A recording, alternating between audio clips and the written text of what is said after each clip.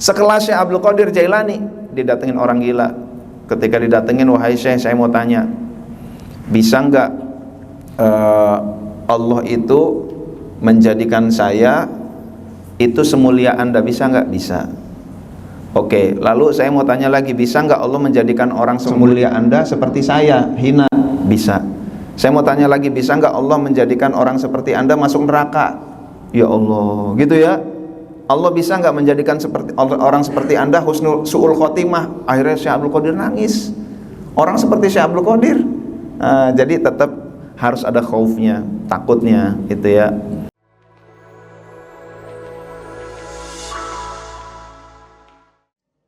Kita baca Fatihah dulu. Ila hadratus Syekh Ahmad Shahibul Fatahul Arifin Syekh Ibnu Athaillah As-Sukandari. Al-Fatihah. Dalam hikmah ini Syekh Ibnu Athaillah As-Sukandari berkata, khauf itu dari khauf, takutlah, min wujudi ihsanihi, dari adanya ihsannya Allah ilaika kepadamu, wadawami, dan terus-terusnya, isaatika, kamu, keburukanmu, ma'ahu, dengan kebaikan Allah.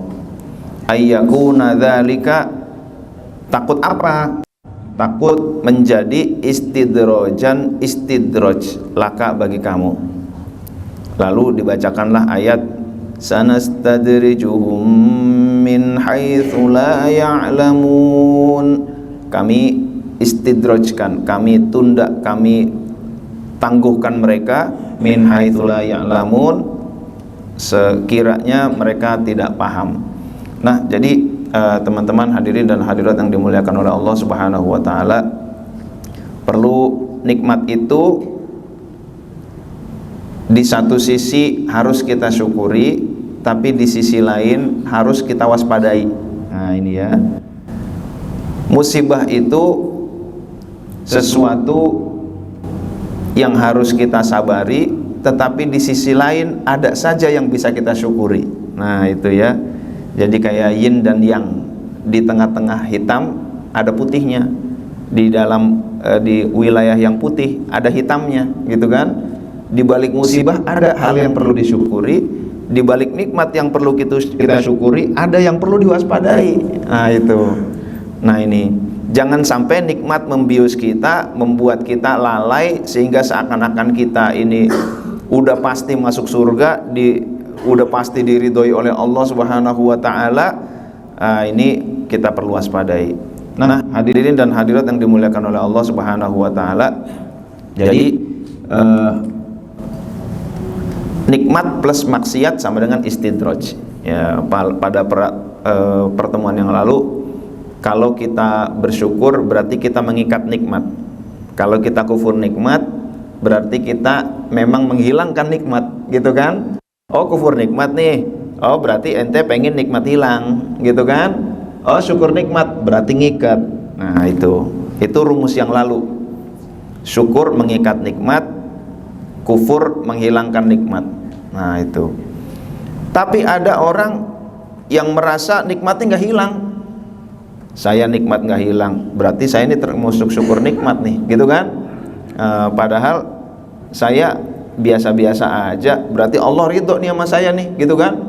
Saya sholatnya ya kadang-kadang, gitu kan, ngaji ya enggak, zikir ya enggak, gitu kan, ya sholat seingatnya aja, tapi buktinya nikmat nggak hilang.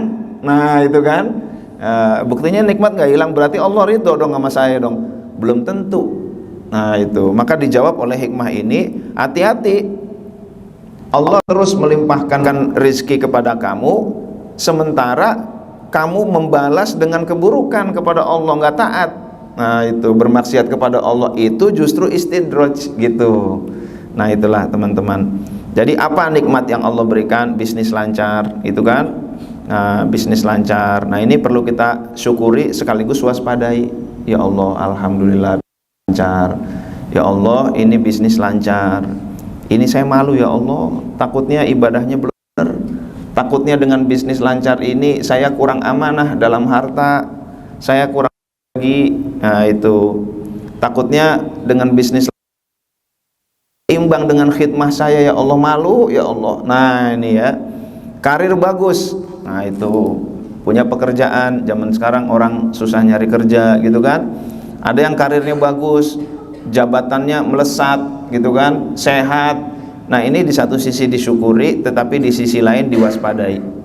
Nah inilah teman-teman, cinta tahta gitu kan, hartanya bagus, cintanya bagus, apa di rumah ini saling mencintai gitu kan, suami istri saling mencintai, lalu tahta juga dapat, ada algoritma begitu kan, bawaannya bagus, dia punya YouTube bagus, punya TikTok bagus, punya IG bagus gitu kan.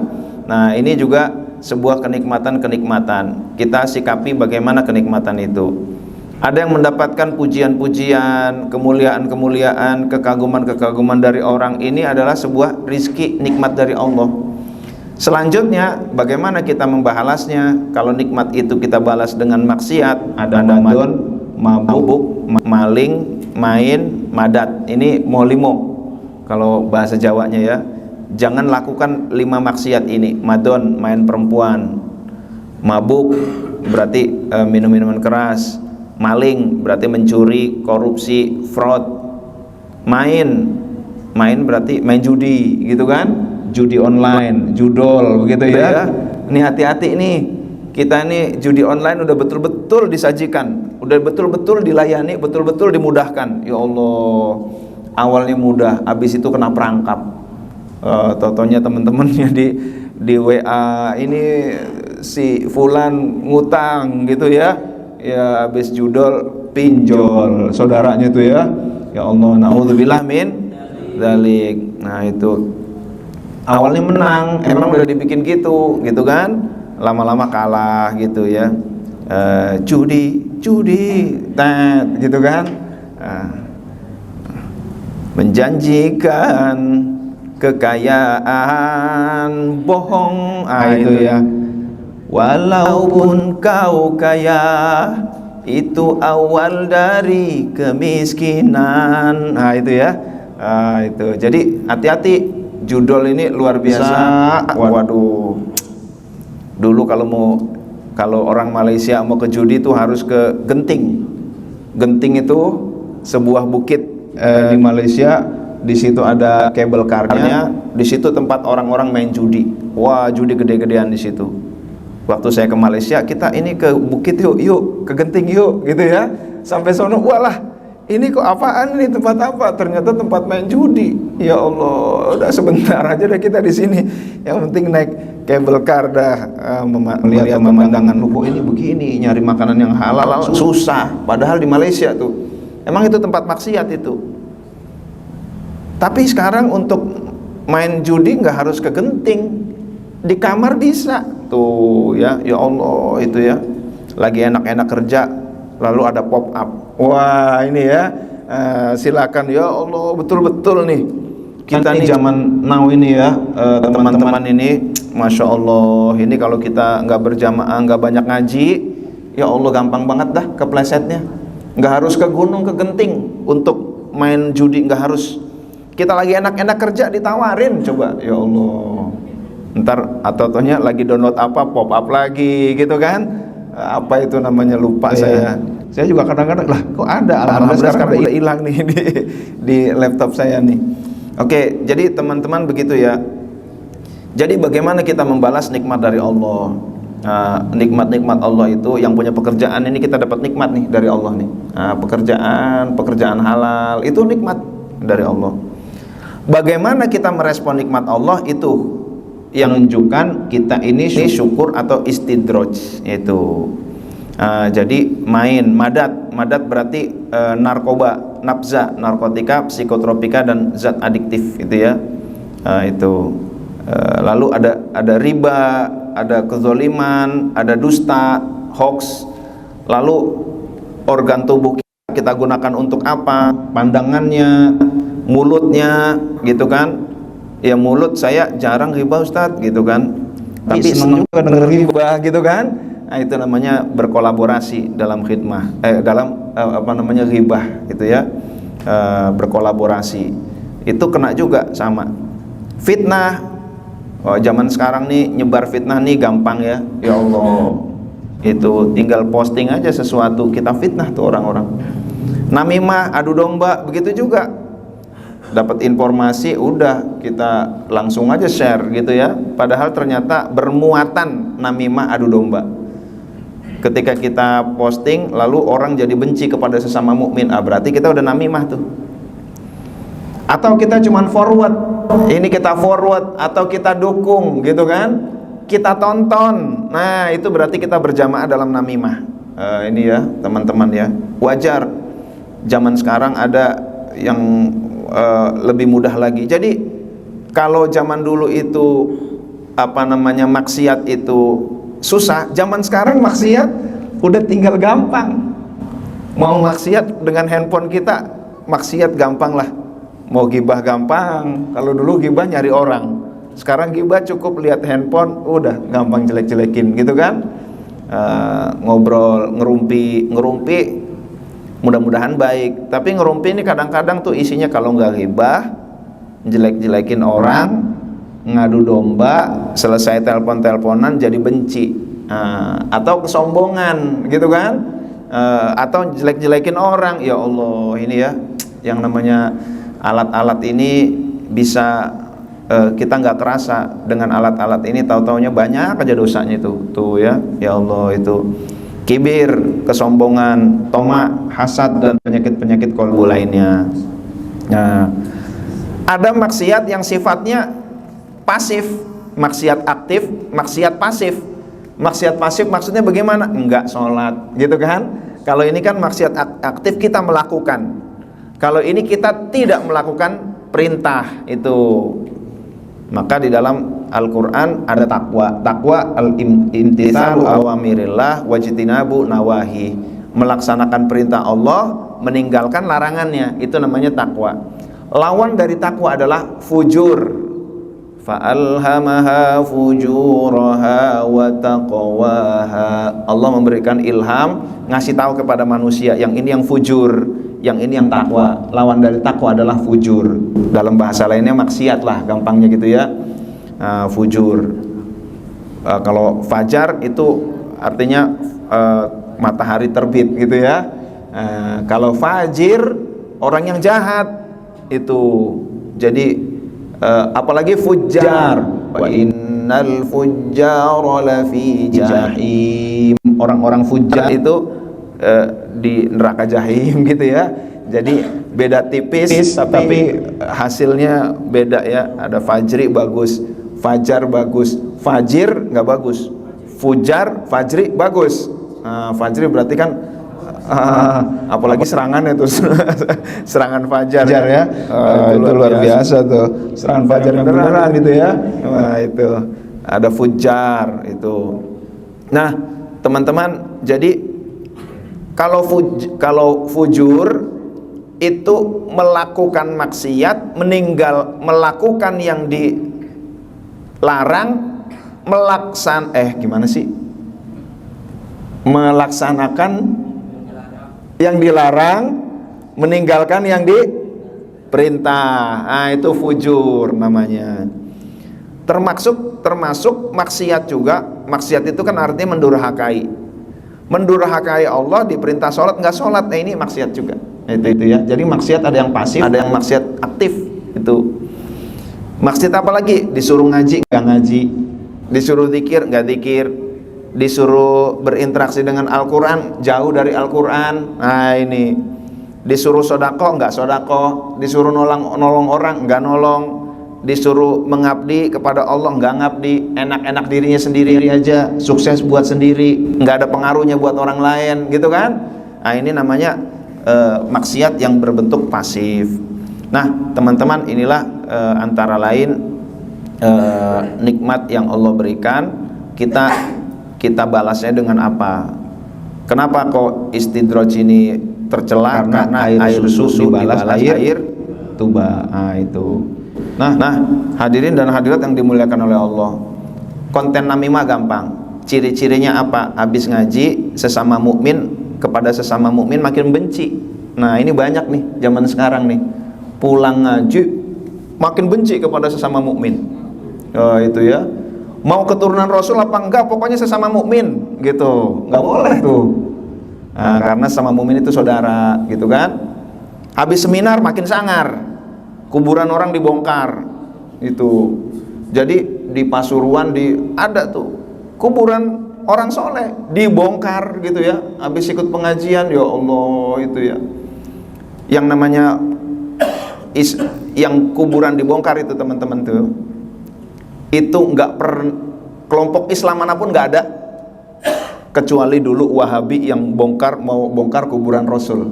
Nah itu, ini kadang-kadang ngakunya aswaja, kuburan orang dibongkar. Nggak boleh kuburan orang dibongkar, nggak boleh tuh, karena kehormatan orang meninggal bagaikan kehormatan orang hidup, nggak boleh. Itu harus betul-betul dijaga yang namanya kuburan itu ya. Nah itu. Maka kalau ada apa-apa ya dipindahin, jangan main gusur begitu kan. Wah itu repot tuh. Maka ada kuburan di Singapura itu, ada Habib Nuh, kuburan mau dibongkar tuh karena ngelewatin jalan tol. Itu apa namanya, ekskavatornya lagi-lagi terguling gitu kan, ganti orang lagi-lagi terguling. Wah kalau begitu nggak boleh, dilewatin lah tuh di Habib Nuh itu di Singapura. Akhirnya jalan tol begini, ketika ketika melewati kuburan, daripada nggak bisa diapa-apain. Nah itu. Nah habis kajian malah umbar cacian, bubarkan pengajian. Ini ya, main hakim sendiri. Kalau salah lapor gitu ya. Jangan main hakim sendiri. Kalau main hakim sendiri nanti lama-lama ada orang salah main bunuh. Itu. Dia salah, udah keluar dari Islam, halal darahnya main bunuh, lama-lama begitu tuh. Repot urusan.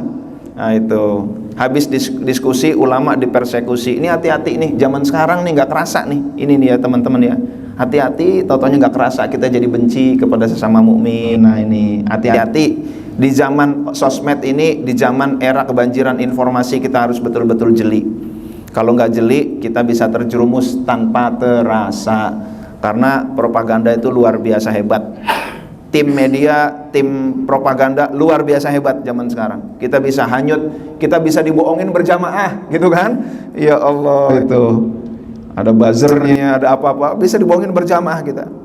Nah, hadirin dan hadirat yang dimuliakan oleh Allah, lalu di dalam Al-Quran Allah berfirman, sanastadrijuhum min haitsu la ya'lamun. Kami tarik mereka sedikit demi sedikit.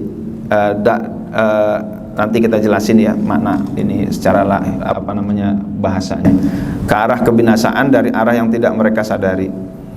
Ayahsabuna annama numidduhum bihi min mali wa banin nusari'u lahum fil khairat bal la yash'urun. Apakah mereka mengira bahwa apa yang kami berikan kepada mereka berupa harta dan anak-anak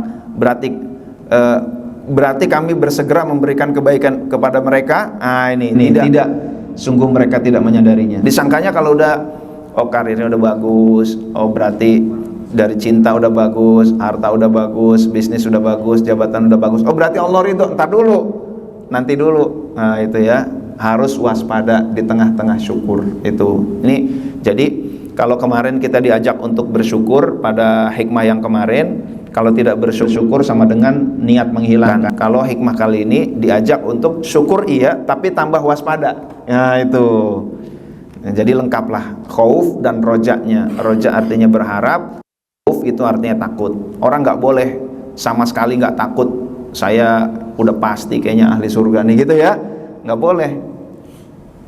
Bahkan ada orang bilang, wah dia mau udah jelas ahli surga, gitu kan? Kata Rasul, emang ente tahu? Udah pasti ente bisa memastikan dia ahli surga? Ya Allah, ditegur oleh Rasulullah SAW. Sebagaimana sekelas Syekh Abdul Qadir Jailani, sekelas Umar bin Khattab. Umar bin Khattab di pipinya ada garis ini di sini. Garis ini bekas air mata, saking nangis, sering nangis Umar bin Khattab. Umar bin Khattab yang udah dijamin masuk surga. Sekelas Syekh Abdul Qadir Jailani, didatengin orang gila. Ketika didatengin, wahai Syekh, saya mau tanya, bisa nggak Allah itu menjadikan saya itu semulia Anda? Bisa nggak? Bisa. Oke, lalu saya mau tanya lagi, bisa nggak Allah menjadikan orang semulia Anda seperti saya, hina? Bisa. Saya mau tanya lagi, bisa nggak Allah menjadikan orang seperti Anda masuk neraka? Ya Allah, gitu ya. Allah bisa nggak menjadikan seperti orang seperti Anda husnul su'ul khotimah? Akhirnya Syekh Abdul Qadir nangis. Orang seperti Syekh Abdul Qadir. Jadi tetap harus ada khaufnya, takutnya gitu ya. Jadi yang namanya istidraj itu berasal dari darajah. Darajah itu tangga, sedikit-sedikit, nggak kerasa.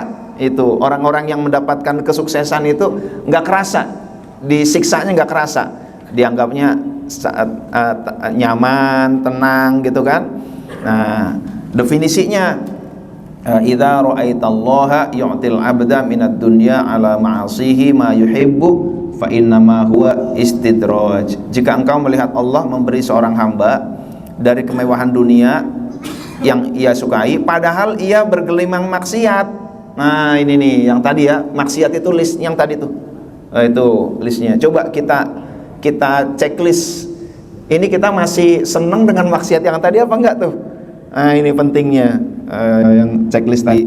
Sukses tapi masih seneng dengan ada aja maksiat yang tadi, nah itu kita perlu waspada. Nah, itu. Falamma nasu ma dzukkiru bihi fatahna 'alaihim abwaaba kulli syai'. Ketika mereka lupa dari apa yang kami peringatkan, fatahna justru kami bukakan. Qarun lupa kepada Allah, kami jadikan kaya. Fir'aun membangkang kepada Allah, kekuasaannya makin gede, gitu kan? Kata Nabi Musa, ya Allah, nih Fir'aun dihancurin aja sekalian, malah makin gede Fir'aun. Tetapi suatu saat ada saatnya. Nah, itu bukan berarti ini buktinya saya nggak ngaji, saya nggak sholat, saya nggak hancur. Bukan nggak hancur, sekarang nggak hancur, suatu saat akan hancur. Nah, itu ya, nanti itu. Jadi di dalam ayat yang bawah, hatta idza farihu bima utu, sehingga ketika mereka itu sudah bangga dengan pencapaiannya, akhadnahum baghtatan, kami siksa mereka dengan sekonyong-konyong, langsung itu hartanya Qarun itu langsung ditenggelamkan bersama rumah-rumahnya. Fa idzahum mublisun, mereka pun berputus asa. Kalau di dunia itu enggak tenggelam-tenggelam itu hartanya, itu nanti di akhirat. Nah, itu akan dihabisi oleh Allah Subhanahu wa taala. Maka istidraj ada yang personal, ada yang organisasional, gitu kan? Jadi ada yang organisasi massa, organisasi sosial politik, organisasi bisnis. Ada istidraj selevel negara, gitu kan? Jadi ada yang personal, ini negara zalim tapi kok hebat terus ya, entar sekarang iya hebat, entar akan habis. Nah, itulah negara-negara dan kesombongan akhirnya pada habis juga. Romawi gimana kurang hebat gitu, ujung-ujungnya hancur juga. Persia juga hebat, ujung-ujungnya hancur juga itu. Nah, jadi ada yang level pribadi, ada yang level komunitas dan lain sebagainya. Nah, itu teman-teman. Nah, hadirin dan hadirat yang dimuliakan oleh Allah, maka listnya ini kita list ya. List tadi. Apakah madon, mabuk, maling, main, madat, riba, zalim, dusta, pandangannya gimana, suka ghibah apa enggak, fitnah, namimah. Nah, itu ini Allah ngasih nikmat kepada kita, kita masih istiqomah di sini apa enggak? Ada dosa yang kita istiqomahkan. Nah itu ya, naudzubillah min dzalik. Nah, itulah teman-teman. Nah, kita lanjutin lagi. Jadi ada Nabi Sulaiman ini syukur, tetapi Qarun inilah istidraj. Ciri-cirinya dia sombong. Innama utituhu ala ilmin indi. Aku peroleh ini semua karena aku hebat. Nah, ini udah mulai ini tanda-tanda istidraj ini. Tanda-tanda istidraj. Aku memang aku yang hebat gitu kan? Bukan merasa dari Allah. Nah, ini tanda-tanda. Tapi kalau orang merasa mendapatkan kekayaan, ya Allah, ini titipan dari Engkau ya Allah, maka dia bersyukur, dia berbagi. Itu ya. Kalau dia merasa ini kan emang hasil karya saya, dia nggak perlu berbagi, nggak masalah, gitu kan? Dia nggak perlu taat, nggak masalah, nggak usah takut. Nah, ini mulai nih tanda-tanda istidraj, ada kesombongan, itu. Nah, itu tanda-tandanya ya antara lain. Maka kita perlu antisipasi teman-teman. Nah, antisipasi.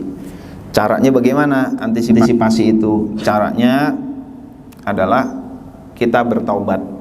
bertaubat. Barangkali masih ada dari list ini yang kita lakukan, kita bertaubat, ya Allah, aku mendapatkan nikmat, mendapatkan rumah tangga yang sakinah, mawaddah warohmah, dapat pekerjaan halal, usaha lancar gitu kan, jabatan bagus, dimuliakan oleh orang. Kita cek lagi, iya ya, saya ini masih judi online apa enggak gitu kan. Ternyata istiqomah dalam judi, naudzubillah min dzalik. Saya judi online kaya gitu kan, bukan kaya sekarang, kaya entar disetrika sama Allah gitu kan. Ya Allah, dihabisin ntar, totonya udah kaya ambles. Itu begitu ya. Jadi kita cek lagi list ini, checklist kita, checklist maksiat, kita taubat kepada Allah Subhanahu wa taala. Ini masih sombong apa enggak gitu kan? Apalagi kalau kita kait penyakit kolbu, ya Allah, betul-betul enggak, saya enggak madon, saya enggak mabuk, saya orang baik-baik, saya enggak maling, saya enggak main, saya enggak madat, saya enggak riba, saya enggak zolim, saya enggak ini, saya enggak ini, saya enggak ini. Iya, penyakit kolbu udah aman belum? Itu taubatnya dari situ tuh. Sholatnya udah bener belum? Gitu kan? Lama-lama nanti ibadahnya ibadah dari sisi batin.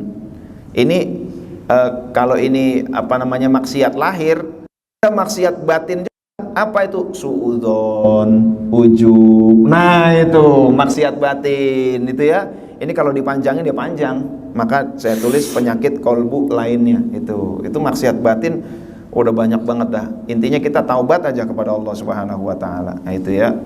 Mau siapapun pokoknya tugas kita bertaubat. Yang kedua, muhasabah nikmat. Kita checklist tuh nikmat-nikmat itu.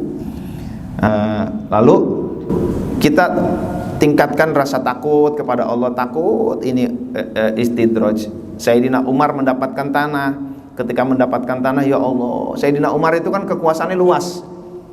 Zaman Rasul masih dikit, zaman Abu Bakar Siddiq masih dikit. Kenapa masih dikit? Sayyidina Abu Bakar Siddiq ini yang beliau lakukan konsolidasi, karena bergejolak nih umat Islam saat itu. Ada yang ngaku nabi baru, ada yang menentang zakat, macam-macam nih. Jadi nggak sempat ekspansi. Abu Bakar Siddiq ngopeni umat Islam aja ditinggal Rasul pada membangkang, ini ngopeninya berat. Abu Bakar Siddiq ya udah konsolidasi internal karena ditinggal figur yang luar biasa. Berat Abu Bakar Siddiq itu ya.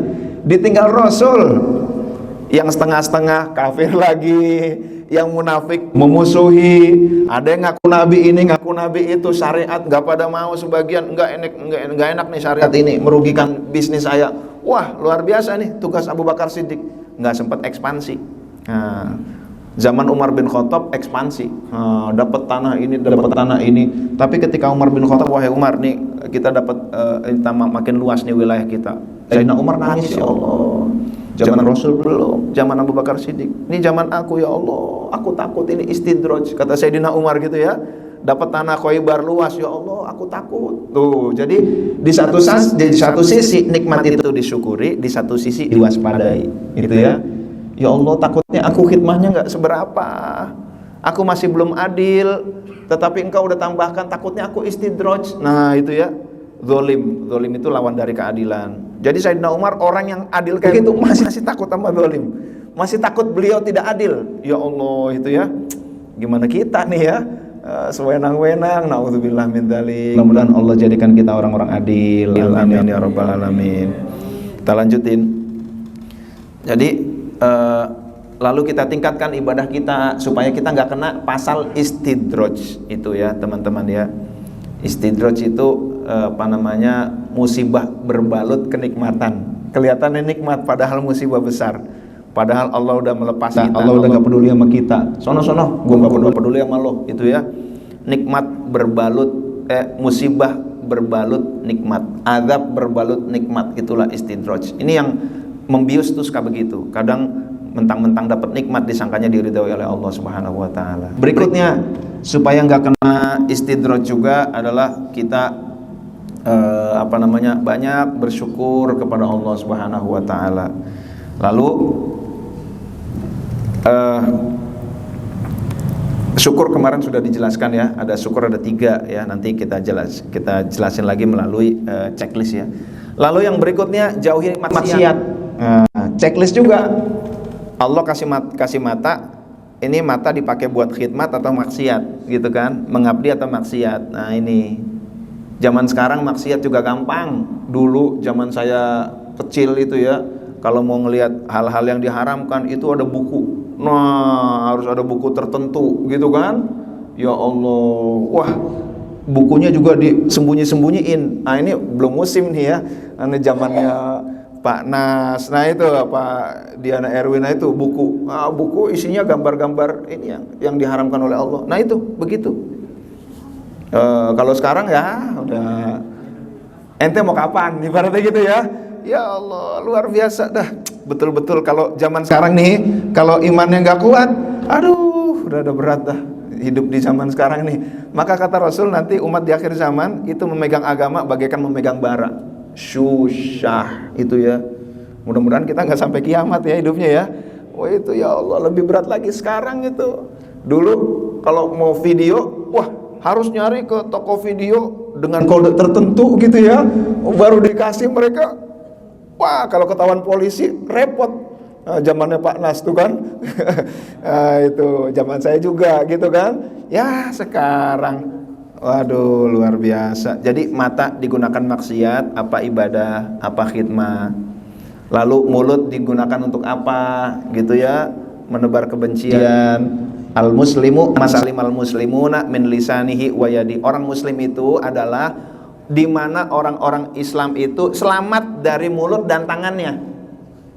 Tangan dari mukul, bukan posting. Tuh, selamat dari postingannya, selamat dari tulisannya. Maka zaman dulu Rasul hadisnya udah begitu. Kenapa? Entar orang menyakiti itu bukan dengan mulut, dengan jari. Tuh, itu ya. Fitnah, namimah itu dengan jari itu. Nah, itu.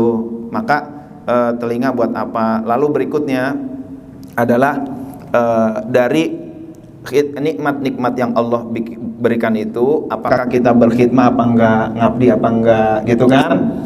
Karena tugas kita adalah mengabdi kepada Allah. Untuk mengabdi ini Allah kasih bahan baku, Allah kasih peluru. Apa pelurunya? Itulah yang Allah titipkan kepada kita. Ketika Allah titipkan harta, berarti kita suruh ngabdi dengan harta.